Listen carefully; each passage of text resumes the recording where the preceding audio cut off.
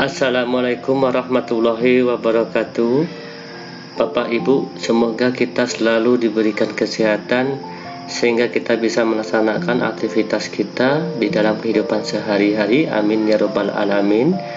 Tim edukasi official kali ini memberikan kisi-kisi pedagogik soal latihan tes pegawai pemerintah dengan perjanjian kerja atau disebut dengan P3K bidang pedagogik, dilengkapi 15 soal dan pembahasan yang jelas.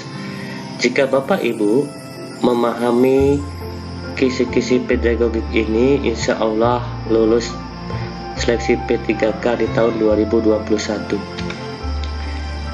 Isi dari kisi-kisi pedagogik ini adalah tugas pokok kita sebagai guru. Kita selalu memiliki yang namanya RPP. Apa kandungan di dalam RPP tersebut, kita sebagai pendidik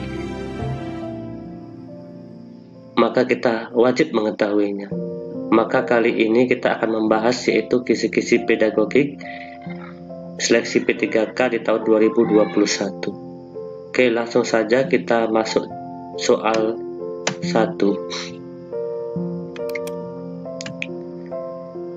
Nomor 1, pada rancangan pembelajaran terdapat contoh kompetensi dasar, yaitu mengidentifikasi jenis, sifat, dan fungsi bahan alam dari tanaman untuk produk karya seni, rupa, dan kriya. Maka rumusan indikator yang bisa dikembangkan guru pada tingkatan kognitif mencipta C6 yang tepat adalah. Di sini ada kata kunci yaitu mencipta, ya, ada kata kunci mencipta kognitif tingkat 6. Yang tepat adalah, kita lihat pembahasan tingkatan kognitif dengan kata kerja operasional C1 mengingat, C2 memahami, C3 menerapkan, C4 menganalisis, C5 mengevaluasi, C6 mencipta. Berarti di C6 mencipta.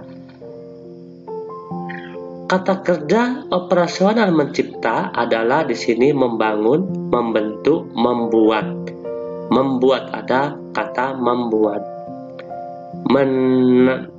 Memperjelas, menemukan, menyusun. Berarti ada kata membuat. Dari opsi A mengelompokkan, B menyebutkan, C menjelaskan, D membedakan, E membuat. Berarti jawabannya nomor 1 adalah E. Nomor 2, pada sebuah RPP tertulis contoh rumusan indikator kompetensi, yaitu menjelaskan. Kata kunci di sini adalah menjelaskan kondisi operasi sistem dan komponen perangkat keras. Jika seorang pendidik akan menyusun menjadi tujuan pembelajaran, maka rumusan yang tepat adalah, ya, di sini menjelaskan kondisi operasi sistem dan komponen perangkat keras. Pembahasannya, dalam rumusan tujuan pembelajaran hendaknya memenuhi kaidah A, B, C, D. A itu adalah audiens. Audiens itu peserta didik yang akan belajar. B, behavior, perilaku yang spesifik yang akan dimunculkan oleh peserta didik setelah selesai memperoleh pengalaman belajar. C, condition, kondisi, yang berarti batasan yang dikenakan kepada peserta didik atau peralatan yang digunakan peserta didik pada saat dilakukan penilaian. D, degree, adalah tingkatan keberhasilan peserta didik dalam mencapai perilaku. Soalnya di sini adalah menjelaskan. Jadi kita melihat, berarti tujuannya setelah melaksanakan proses pembelajaran dan menggali informasi melalui diskusi. Berarti itu adalah C, kondisi. Siswa, ada kata siswa di sini, ya, ada kata siswa di sini. Berarti itu adalah A, audiens. Dapat menjelaskan kondisi operasi sistem dan komponen perangkat keras. Berarti adalah B, behavior, perilaku. Secara benar, berarti tingkat keberhasilan. Berarti jawabannya adalah B setelah melaksanakan proses pembelajaran. Nomor 3, pada saat menyusun perencanaan pembelajaran, pokok materi tentang unggas, seorang guru merumuskan tujuan pembelajaran agar siswa dapat mendefinisikan hewan unggas, mengelompokkan dan membedakan jenis-jenis unggas. Adapun pilihan strategi pembelajaran untuk menjelaskan materi kepada siswa tersebut, yaitu strategi pembelajaran deduktif. Mendasarkan tujuan dan strategi pembelajaran tersebut mencerminkan ragam pengetahuan yang jenisnya. Di sini jenis materi itu ada fakta, konsep, prosedur, prinsip, keterampilan, aspek afektif, aspek motorik. Di sini adalah ada di sini mengelompokkan, membedakan. Adapun pilihan strategi pembelajaran untuk menjelaskan materi kepada siswa tersebut adalah jenis unggas termasuk jenis materi berupa konsep. Berarti jawabannya adalah D. Nomor 4, perencanaan pembelajaran yang menekankan pada proses keterlibatan peserta didik secara penuh untuk dapat menemukan materi yang dipelajari dan dihubungkan dengan situasi kehidupan sehari-hari, sehingga mendorong peserta didik dapat menerapkan dalam kehidupan mereka. Pilihan strategi pembelajaran yang tepat yaitu strategi pembelajaran ya. Di sini ada model-model pembelajaran dan karakternya, yaitu kooperatif, problem solving, inquiry, discovery learning, kontekstual. Maka jawabannya yang nomor 4 adalah E, kontekstual. Karena konsep belajar yang mengaitkan antara materi yang diajarkannya dengan situasi dunia nyata siswa dan mendorong siswa untuk membuat, ya. Nomor 5, saat merancang pembelajaran, seorang guru ingin menyederhanakan konsep yang kompleks, ya, sehingga dapat memperjelas penyajian pesan secara tertulis. Media apa yang paling tepat dipilih oleh guru? Merancang pembelajaran berarti bagan. Bagan merupakan bagan itu adalah seperti halnya media grafis yang lain. Fungsinya yang pokok adalah menyajikan ide atau konsep yang sulit disampaikan secara tertulis. Ya, syarat bagan yang baik adalah dapat dimengerti anak, sederhana dan lugas, tidak rumit, diganti pada waktu tepat. Maka jawabannya adalah A, bagan. Nomor 6, seorang guru merancang evaluasi dengan mendasarkan pada indikator dan tujuan pembelajaran yang sudah ditentukan di RPP. Evaluasi tersebut dimasukkan untuk menentukan hasil dan kemajuan belajar siswa. Maka jenis evaluasi yang tepat dipilih oleh guru. Ada jenis-jenis evaluasi berdasarkan tujuan. Yang pertama, evaluasi diagnostik. Yang kedua, evaluasi selektif. Yang ketiga, evaluasi penempatan. Yang keempat, evaluasi formatif.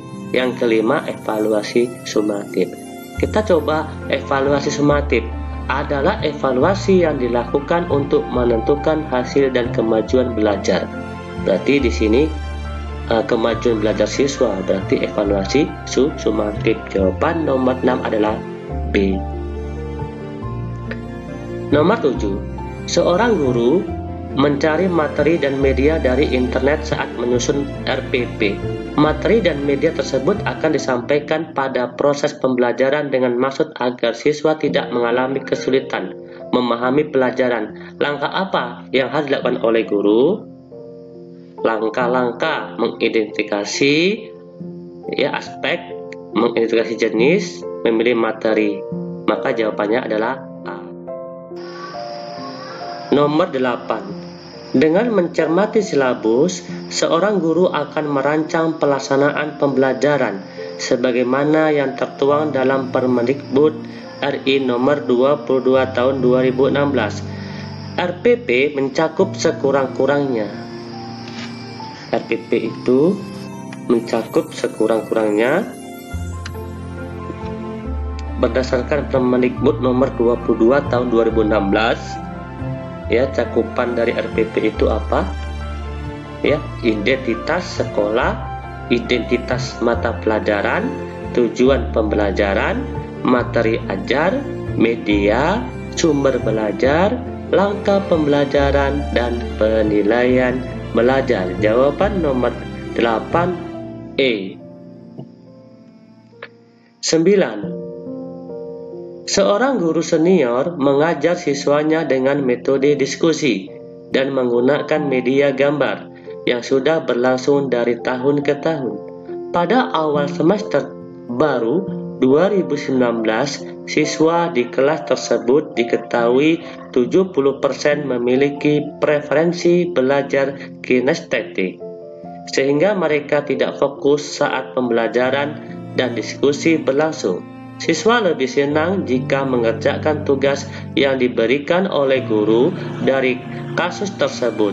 Strategi pembelajaran yang paling tepat dipilih guru. Macam-macam strategi pembelajaran: kooperatif, problem solving, project based learning, inquiry, discovery learning, dan kontekstual.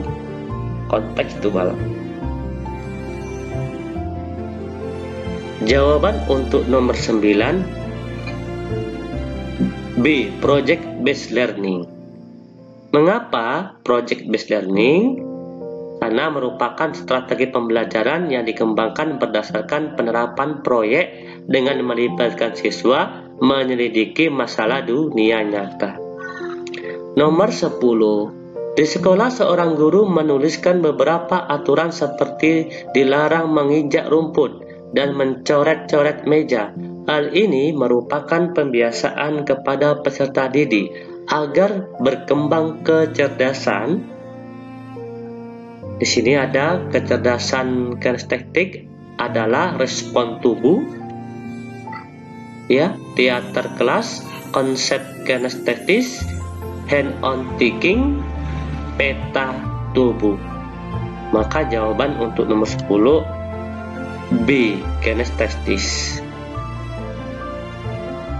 11. Seorang guru ingin mengetahui kemampuan siswa dalam mengatur dan mengelola perbedaan pendapat ketika dilakukan diskusi kelompok. Guru tersebut membuat lembar daftar checklist dalam bentuk skala yang harus diisi oleh siswa untuk menilai teman kelompoknya. Jika penilaian otentik, holistik yang dapat dipilih oleh guru tersebut yaitu penilaian kinerja. Penilaian kinerja sering disebut sebagai penilaian unjuk kerja. Bentuk penilaian ini digunakan untuk mengukur status kemampuan belajar peserta didik berdasarkan hasil kerja dari suatu tugas. Pada penilaian kinerja peserta didik diminta untuk mendemonstrasikan tugas belajar tertentu dengan maksud agar peserta didik mengaplikasikan pengetahuan dan keterampilan yang dimilikinya. Jawaban 11 A. Penilaian kinerja. 12. Jika guru memberikan penugasan kepada siswa yang bertujuan untuk mengukur kemampuan dalam menghasilkan karya tertentu dan dilakukan secara berkelompok, maka jenis penilaian otentik yang tepat adalah penilaian proyek. Bentuk penilaian yang diwujudkan dalam bentuk pemberian tugas kepada peserta didik secara berkelompok. Penilaian ini difokuskan pada penilaian terhadap tugas belajar yang harus diselesaikan oleh peserta didik dalam waktu tertentu. Jawabannya C. Penilaian proyek. 13. Pada akhir pembelajaran siswa diminta untuk mendemonstrasikan tugas belajar yang diberikan guru dengan tugas agar siswa tersebut mengaplikasikan kemampuan keterampilan yang dimilikinya, dan guru dapat menilai kompetensinya.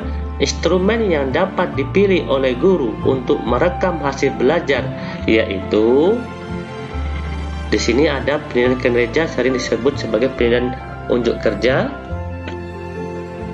Di sini tugas belajar tertentu dengan maksud agar peserta didik mengaplikasikan pengetahuan dan keterampilan yang dimilikinya. Instrumen yang dapat digunakan untuk merekam hasil belajar pada penilaian kinerja ini antara lain daftar checklist. Jawabannya adalah A. 14.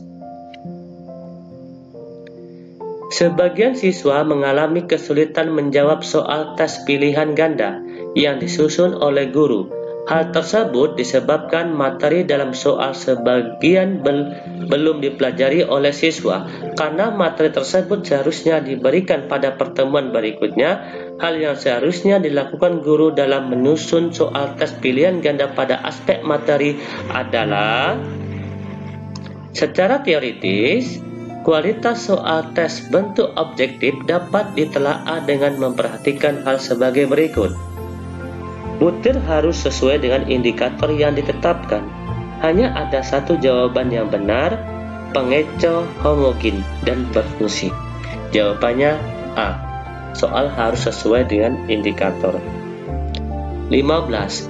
Hasil penilaian akhir yang dilakukan oleh guru diketahui beberapa siswa telah memenuhi ketuntasan belajar. Ada juga siswa yang belum memenuhi kriteria ketuntasan belajar. Mendasarkan pada kasus tersebut, guru dapat melakukan tindak lanjut hasil penilaian yang dapat dimanfaatkan oleh beberapa hal. Berikut merupakan pemanfaatan hasil penilaian oleh guru, kecuali pembahasannya peserta didik. Selain itu, pendidik bertanggung jawab pula untuk memperbaiki prestasi peserta didik yang belum berhasil melalui program perbaikan atau remedial. Bagi peserta didik yang sudah mencapai batas maksimum, pendidik dapat memberikan program pengayaan dengan tujuan mengembangkan prestasinya. Hal yang tidak boleh dilupakan dalam pemanfaatan hasil penilaian peserta didik adalah untuk menyusun laporan hasil penilaian sebagai fungsi administrasi. Jawaban nomor 15 adalah D. Mengadministrasikan hasil penilaian.